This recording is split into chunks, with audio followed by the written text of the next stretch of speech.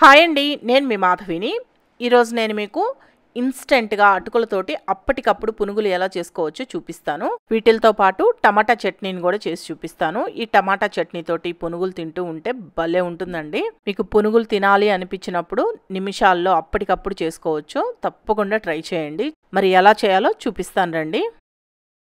ఈ పునుగులు చేసుకోవడానికి ఫస్ట్ ఏదైనా బౌల్లోకి 1 కప్పు దాకా అటుకులను తీసుకోండి. ఈ అటుకులు పల్చాటి అటుకులు ఉంటాయి కదా, అవి కాకుండా మందపాటి అటుకులు ఉంటాయి, వాటిల్ని వాడుకోండి. పునుగులు బాగా వస్తాయి. ఇలా తీసుకున్న అటుకుల్లో నీళ్లు పోసి ఒకసారి లేదా 2 సార్లు నీట్గా కడగండి. కడిగిన తర్వాత మీరు ఏ కప్పుతో అయితే అటుకులు తీసుకుంటారో అదే కప్పుతోటి 1/2 కప్పు పెరుగు వేసుకోండి. ఈ పెరుగు అనేది కాస్త పులిసిన పెరుగు తీసుకోండి, టేస్ట్ బాగుంటాయి పునుగులు. ఇదే కప్పుతోటి 1 కప్పు దాకా నీళ్లు కూడా పోసుకొని ఒకసారి కలిపి ఒక 10 నిమిషాలు పక్కన పెట్టండి. అటుకులు బాగా నానుతాయి పెరుగులో. ఇప్పుడు ఈ అటుకులు నానేలోపు మీకు టమాటా చట్నీ చేసి చూపిస్తాను.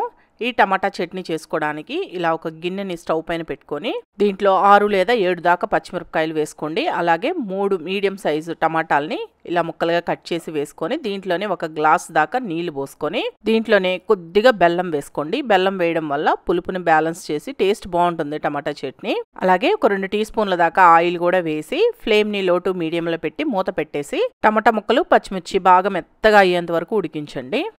ఇప్పుడు చూడండి, ఈ విధంగా మెత్తగా ఉడికిన తర్వాత స్టవ్ ఆఫ్ చేసేసి ఈ టమాటా పచ్చిమిర్చిని ఈ నీళ్ళల్లో నుంచి తీసేసి ఏదైనా బౌల్లో వేసుకొని ఆరనివ్వండి. ఆరిన తర్వాత మనం గ్రైండ్ చేసుకున్నాం. ఈ నీళ్లు మటుకు పారబోయొద్దు, ఇలానే ఉంచేసి ఇలా నీళ్లు వేడిగా ఉన్నప్పుడే కొద్దిగా కొత్తిమీరని సన్నగా కట్ చేసి నీళ్ళల్లో వేసి పక్కన పెట్టుకోండి. ఆ టమాటాలు ఉడికేలోపు అటుకులు కూడా బాగా నానాయి చూడండి. ఈ పెరుగుని పీల్చుకొని ఈ విధంగా గట్టి పడుతుంది. ఇలా నానిన అటుకుల్ని మిక్సీ జార్లోకి తీసుకోండి. అటుకుల్ని మటుకు బాగా నానిన తర్వాతే మిక్సీ జార్లో వేసుకొని గ్రైండ్ చేసుకోండి. ఇవి నానడానికి ఎక్కువ టైం ఏం పట్టదు, 10-15 నిమిషాల్లో నానిపోతాయి. ఇలా నానిన అటుకుల్ని మిక్సీ జార్లోకి తీసుకున్న తర్వాత దీంట్లోనే మీ రుచికి సరిపడా సాల్ట్ వేసుకోండి. అలాగే మీరు ఏ కప్పుతో అయితే అటుకులు తీసుకుంటారో అదే కప్పుతోటి 1 కప్పు బియ్యపిండి వేసుకోండి. పొడి బియ్యపిండి అండి ఇది. ఇలా బియ్యపిండిని కూడా వేసుకొని ఈ విధంగా ఒకసారి గ్రైండ్ చేసుకుంటే మీకు కాస్త గట్టిగా అవుతుందండి. ఇలా ఉన్నప్పుడు కొద్దిగా నీళ్లు పోసుకొని మళ్ళీ గ్రైండ్ చేసుకోండి. మనకి బోండాలకి పిండి కాస్త గట్టిగానే ఉంటేనే బాగుంటుంది కదా, ఆ విధంగానే పిండి రావాలి. మరి కాస్త పల్చగా అలా చేసుకున్నారనుకోండి పునుగులు అనేవి ఆయిల్ పీల్చేస్తాయి. అందుకని పిండిని కాస్త గట్టిగానే చేసుకోండి. చూడండి, పిండిని ఈ విధంగా గట్టిగానే గ్రైండ్ చేసుకోవాలి. మీరు నీళ్లు ఒకటేసారి పొయ్యకుండా చూసుకుంటూ కొద్దిగా పోసుకుంటూ పిండి ఈ విధంగా వచ్చేటట్టు చూసుకోండి. కాస్త పల్చగా అలా అయినా కానీ మీకు పునుగులు అనేవి ఆయిల్ పీల్చేస్తాయండి. అందుకని చూసుకొని జాగ్రత్తగా నీళ్లు కలుపుకుంటూ గ్రైండ్ చేసుకోండి. ఇలా కలుపుకున్న ఈ పిండిని ఏదైనా బౌల్లోకి తీసుకోండి. ఇప్పుడు ఇలా గ్రైండ్ చేసుకున్న ఈ పిండిలో మీడియం సైజు 1 ఉల్లిపాయని ఇలా ముక్కలుగా కట్ చేసి వేసుకోండి. అలాగే కొద్దిగా కరివేపాకుని ఇలా సన్నగా కట్ చేసి వేయండి. దీంట్లోనే 2 లేదా 3 పచ్చిమిరపకాయలని ఇలా సన్నగా కట్ చేసి వేసుకోండి. లాస్ట్గా ఒక 1/2 టీ స్పూన్ దాకా జీలకర్ర కూడా వేసి మొత్తం బాగా కలిసేటట్టు కలుపుకోండి. మీకు ఇంకా దీంట్లో కావాలి అంటే సన్నగా కట్ చేసుకున్న అల్లం ముక్కలు కూడా వేసుకోవచ్చు.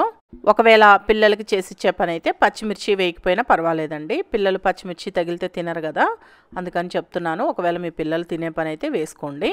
ఈ విధంగా బాగా కలుపుకొని పక్కన పెట్టుకోవాలి. పొరపాటున కొద్దిగా వంట సోడా వేస్తే ఇంకా బాగా వస్తాయని చెప్పి కొద్దిగా వంట సోడా వేశారనుకోండి ఆయిల్ ఇంకా ఎక్కువ పీల్చేస్తాయి. అందుకని వంట సోడా ఎట్టి పరిస్థితుల్లో వేసుకోవద్దు. ఇలా పునుగులు వేసుకునే విధంగా కలుపుకొని ఈ పిండిని పక్కన పెట్టుకోండి.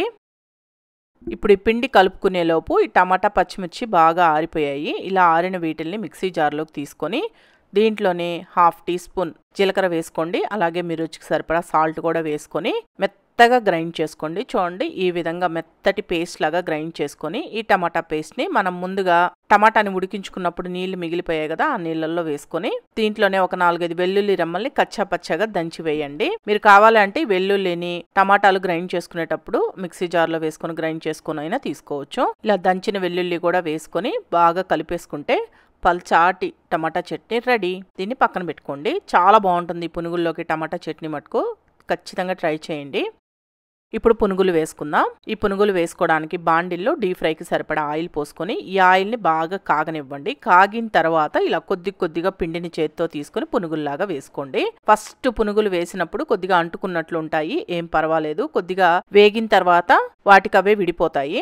ఇలా లైట్ గా కలర్ వచ్చిన తర్వాత రెండు వైపులు తిప్పుకుంటూ బాగా వేగనివ్వండి. కొద్దిగా మంచి కలర్ వచ్చేంత వరకు వేయించుకోండి.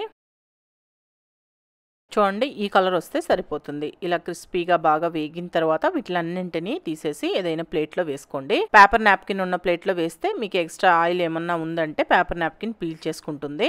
సేమ్ ఇదే విధంగా మిగిలిన పిండి మొత్తాన్ని పునుగుల్లాగా వేసుకోండి. అంతే. చూడండి, అప్పటికప్పుడు ఎంత సింపుల్ గా పునుగులు చేసుకోవచ్చో.